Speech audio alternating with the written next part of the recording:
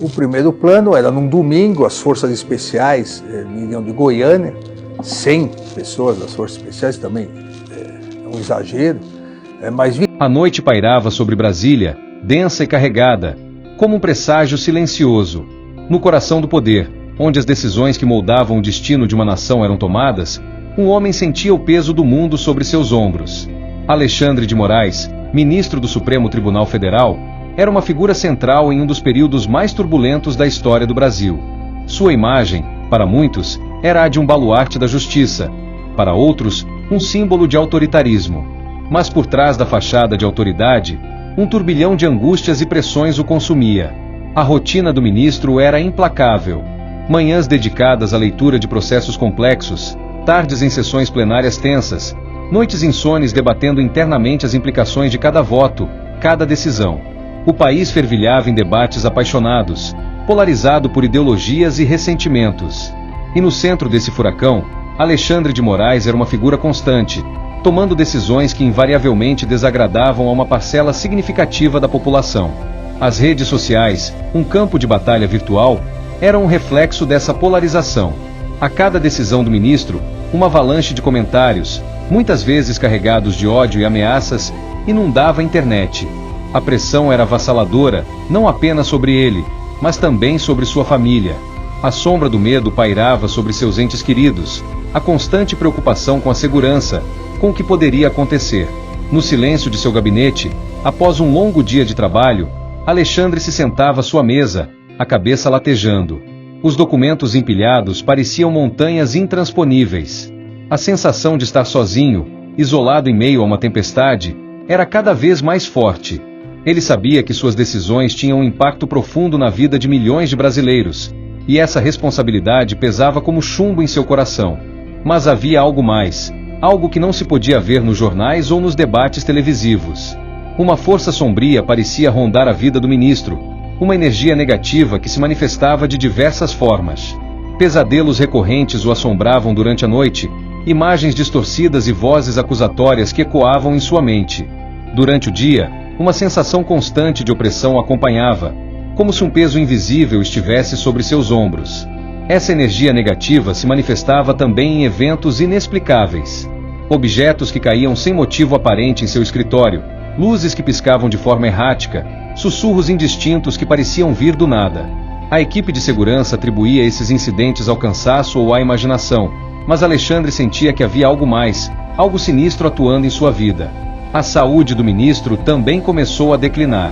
Uma fadiga persistente o acompanhava, dores de cabeça lancinantes o atormentavam e, por vezes, sentia um aperto no peito, como se algo sufocasse. Os médicos não encontravam uma causa física para esses sintomas, o que só aumentava a angústia de Alexandre. Ele se sentia preso em uma teia invisível, lutando contra um inimigo que não conseguia identificar. Em meio a essa crescente escuridão, Alexandre se lembrava de sua fé. Criado em um lar católico, ele sempre buscou conforto e orientação nos ensinamentos de Jesus Cristo. Mas nos últimos tempos, a intensidade das pressões e a sensação de estar sendo atacado por forças invisíveis haviam abalado sua fé. Ele se perguntava se Deus o havia abandonado, se estava sozinho nessa batalha contra o mal. Uma noite, exausto e desesperançoso, Alexandre se ajoelhou em seu quarto. As lágrimas escorriam pelo seu rosto enquanto ele clamava por ajuda. Não sabia a quem mais recorrer, a quem pedir socorro. Em meio ao seu pranto silencioso, ele começou a orar, repetindo as palavras que aprenderá na infância, buscando em sua memória passagens da Bíblia que pudessem lhe trazer algum conforto. Naquela noite, algo extraordinário aconteceu. Enquanto orava, Alexandre sentiu uma presença suave e reconfortante invadir o seu quarto. Uma luz tênue, que não ofuscava, mas irradiava paz, começou a emanar de um ponto indefinido do ambiente. Um calor acolhedor envolveu o ministro, dissipando a sensação de frio e opressão que o acompanhava constantemente. Em sua mente, Alexandre ouviu uma voz calma e serena, que parecia vir de dentro dele, mas ao mesmo tempo transcendia sua própria consciência. A voz não proferiu palavras audíveis, mas transmitiu uma mensagem clara e inconfundível. Não temas, Alexandre. Eu estou contigo. Naquele instante, o medo que o aprisionava começou a se dissipar. A angústia que o corroía deu lugar a uma sensação de paz profunda e inexplicável. A luz que o envolvia parecia purificar o ambiente, afastando as sombras e dissipando a energia negativa que o atormentava. Alexandre permaneceu ajoelhado por um longo tempo, absorvendo aquela presença divina. Ele sentia que algo fundamental havia mudado dentro dele. A sensação de solidão e desespero havia desaparecido, substituída por uma certeza inabalável de que não estava sozinho. A partir daquela noite, a vida de Alexandre começou a tomar um novo rumo. Os pesadelos cessaram, a fadiga persistente diminuiu e as dores de cabeça se tornaram menos frequentes. A sensação de opressão desapareceu, e ele voltou a sentir a leveza e a energia que havia perdido. Os eventos inexplicáveis em seu escritório também cessaram. A atmosfera se tornou mais leve e tranquila. A equipe de segurança notou uma mudança no humor do ministro, que parecia mais sereno e confiante.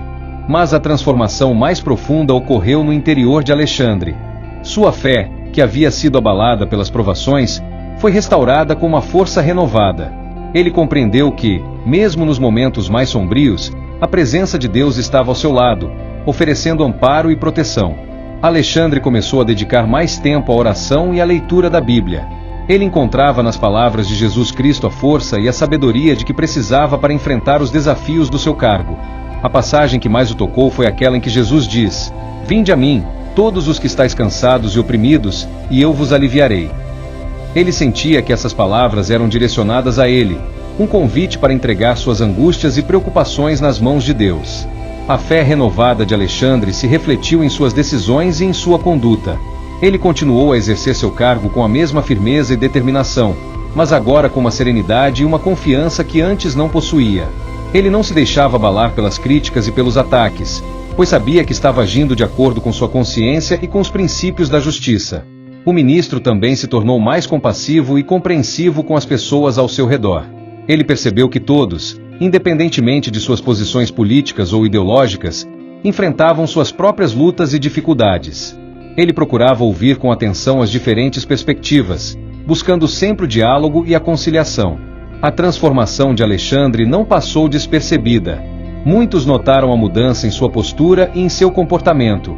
Alguns atribuíram essa mudança à maturidade e à experiência.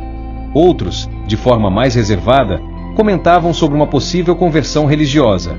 Mas a verdade era que Alexandre havia passado por uma experiência espiritual profunda, um encontro pessoal com Jesus Cristo que havia transformado sua vida por completo. Ele havia sido libertado de todo o mal que o atormentava, tanto as pressões externas quanto as angústias internas.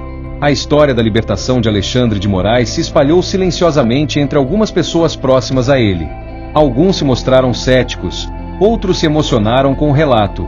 Mas para Alexandre, a veracidade daquela experiência era inquestionável.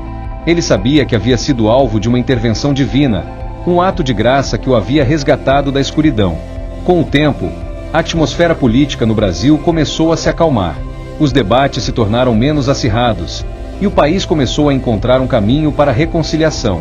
Alexandre de Moraes continuou a desempenhar seu papel como ministro do Supremo Tribunal Federal, contribuindo para a estabilidade e o fortalecimento das instituições democráticas. A experiência de quase morte que o ministro teve anos antes, quando foi atacado, também ganhou uma nova perspectiva em sua vida.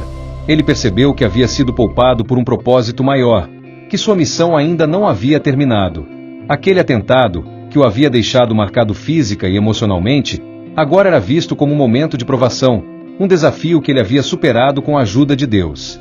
Alexandre nunca falou publicamente sobre sua experiência espiritual. Ele preferiu manter essa parte de sua vida em reserva, compartilhando-a apenas com as pessoas mais próximas. Mas a transformação em sua vida era visível para todos. Ele se tornou um exemplo de resiliência, de fé e de compromisso com a justiça.